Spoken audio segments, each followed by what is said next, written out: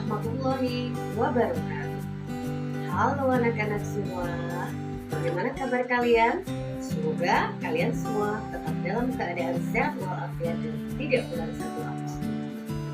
Oke anak-anak, jumpa lagi dalam pembelajaran ilmu pengetahuan sosial bersama Ibu Dewi Afrian. Minggu lalu kita sudah membahas materi mengenai ruang dan interaksi antar ruang. Nah, untuk materi kita hari ini, kita akan membahas mengenai letak dan luas Indonesia dengan subtema pemahaman lokasi melalui peta. Oke anak-anak, agar materi ini lebih mudah untuk kalian pahami, ada baiknya kita mengetahui dulu apa yang menjadi tujuan pembelajaran kita pada materi pemahaman lokasi melalui peta. Jadi, tujuan pembelajaran kita pada materi kali ini, kalian diharapkan nanti dapat menunjukkan unsur-unsur atau komponen-komponen yang ada pada peta. Oke anak-anak, agar kalian bisa lebih memahami dan fokus dengan materi ini, silahkan kalian saksikan video berikut ini dengan tema letak dan luas Indonesia dengan subtema pemahaman lokasi melalui peta.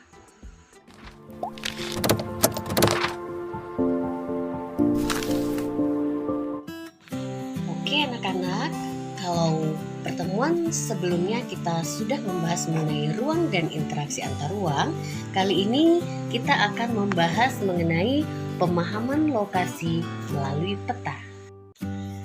Anak-anak, lokasi suatu tempat bisa kita lihat dari peta. Peta adalah gambaran permukaan bumi pada suatu bidang datar dan diperkecil dengan menggunakan skala. Anak-anak, pada sebuah peta, kalian bisa mendapatkan berbagai macam informasi. Jadi, kalian harus pandai membaca peta, karena pada peta terdapat berbagai macam informasi yang harus kalian ketahui. Nah, anak-anak, sekarang pasti di benak kalian muncul pertanyaan, bagaimanakah memperoleh informasi pada sebuah peta?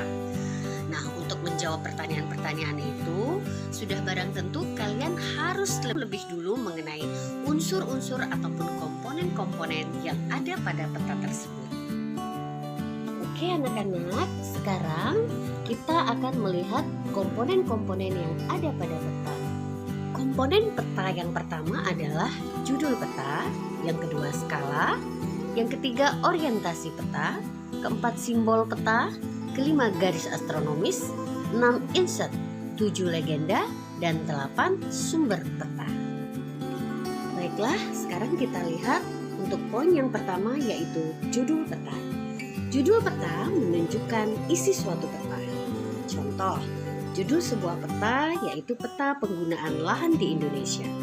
Maka isi dari peta tersebut membahas mengenai sebaran penggunaan lahan yang ada di Indonesia, seperti pemukiman, hutan, perkebunan, dan lain-lain.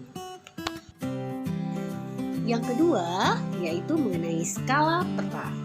Skala peta menunjukkan perbandingan antara jarak di peta dengan jarak sesungguhnya di lapangan.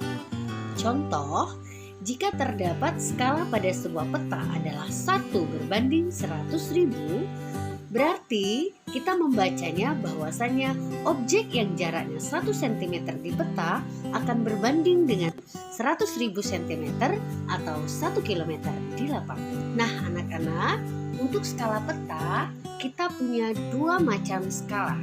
Yang pertama itu disebut skala angka, dan yang kedua itu disebut skala garis.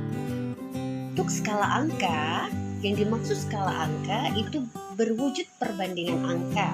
Misalnya 1/10.000. Dibaca 1 cm di peta sama dengan 10.000 cm di lapangan.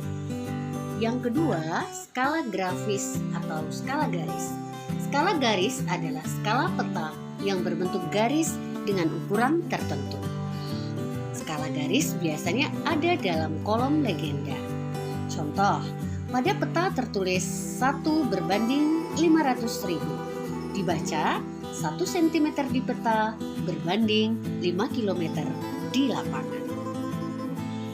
Ketiga, orientasi utara. Nah, biasanya sebuah peta memiliki orientasi arah utara, di mana bentuk orientasi ini ditunjukkan oleh simbol berbentuk panah dengan bentuk yang bervariasi. Komponen yang keempat adalah simbol peta.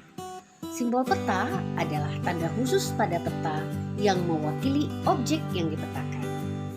Tujuan simbol peta adalah untuk memudahkan pengguna peta dalam membaca dan memahami isi peta.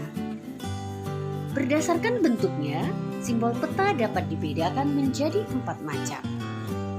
Yang pertama, simbol titik, kedua simbol garis, ketiga simbol warna, dan yang keempat simbol area. Untuk simbol titik, pada peta simbol titik dapat beragam bentuknya. Simbol titik dapat berupa lingkaran, bujur sangkar, segitiga, atau lainnya. Sedangkan untuk lambang ibu kota biasanya diberi simbol bujur sangkar, sedangkan gunung api itu berbentuk segitiga, dan untuk ibu kota kabupaten berbentuk lingkaran. Berikutnya simbol garis. Simbol garis dapat digambar dalam beragam bentuk dan ukuran ketebalan. Ketebalan garis dapat diatur sesuai kaidah perpetaan. Simbol jalan biasanya berupa garis kontinu atau tanpa putus-putus dengan ketebalan sesuai dengan kelas jalannya. Berikutnya yaitu simbol warna. Di sini simbol warna digunakan pada peta dengan aturan tertentu.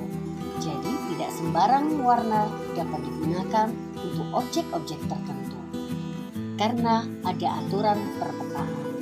Contoh, warna perairan seperti sungai, danau, dan laut itu diberi warna biru. Jalan diberi warna merah. Sedangkan untuk warna ketinggian dan kedalaman itu disesuaikan dengan objeknya yang menunjukkan adanya perubahan secara teratur dan seterusnya. Sebagai contoh, kedalaman laut diberi warna biru dengan tingkat perubahan yang teratur dari biru terang ke biru gelap. Berikutnya yaitu simbol area, di mana objek yang digambarkan pada peta biasanya berupa ilustrasi dari objek yang ada di lapangan. Simbol area juga memiliki aturan tertentu dalam perpetaan. Misal, area berupa sawah akan digambarkan dalam bentuk poligon tertutup yang di dalamnya terdapat simbol tanaman padi. Oke, yang kelima yaitu garis koordinat.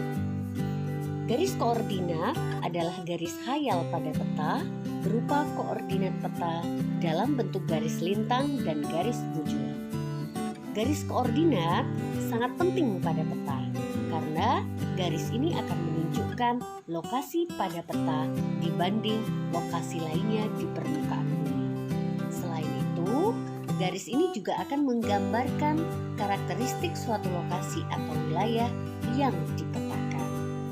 Contoh, suatu lokasi yang terletak pada lintang tropis pasti akan memiliki karakteristik yaitu iklim tropis. Berikutnya yaitu adalah inset. Inset merupakan peta kecil yang ada pada suatu peta untuk menunjukkan lokasi daerah yang dipetakan di antara lokasi lainnya yang lebih luas. Contoh, jika kita akan menggambarkan peta Pulau Kalimantan, maka inset petanya adalah peta Indonesia, karena peta Kalimantan terletak di Indonesia. Yang ketujuh yaitu komponen legenda. Legenda menunjukkan keterangan semua objek yang ada atau muncul pada muka peta. Pada legenda inilah kita sebagai pembaca peta akan mengetahui tentang objek yang ada pada wilayah yang dipetakan. Komponen yang terakhir yaitu sumber peta. Sumber peta menunjukkan orang atau lembaga yang membuat peta tersebut. Dari sumber peta inilah kita dapat memperoleh informasi untuk siapa orang pembuat peta, sehingga bisa dinilai kualitas peta yang dihasilkannya. Oke anak-anak, gimana? Apakah kalian sudah menyaksikan video pembelajaran kita kali ini dengan tema pemahaman lokasi melalui peta? Semoga apa yang kalian tonton dapat bermanfaat untuk kalian semua. Nah, sebelum Ibu akhiri pembelajaran kita kali ini, Ibu akan memberikan satu kesimpulan lebih dulu mengenai tema kita kali ini. Yang pertama, kalian harus tahu apa itu pengertian daripada peta. Jadi, peta adalah gambaran permukaan bumi pada suatu bidang datar yang diperkecil dengan menggunakan skala. Berikutnya, yaitu bagaimana cara kita mendapatkan informasi dari sebuah peta. Itu harus mengetahui terlebih dahulu mengenai unsur atau komponen yang ada pada peta. Yang pertama, ada judul peta, yang kedua, skala, yang ketiga, orientasi utara, yang keempat, ada simbol, yang kelima, ada legenda, yang keenam, ada insert, yang ketujuh ada titik koordinat atau garis koordinat, dan yang terakhir adalah sumber peta. Jadi, dua informasi penting itu harus kalian pahami agar kalian bisa memahami materi kita kali ini. Terima kasih. Wabillahi taufiq wal hidayah. Wassalamualaikum warahmatullahi wabarakatuh.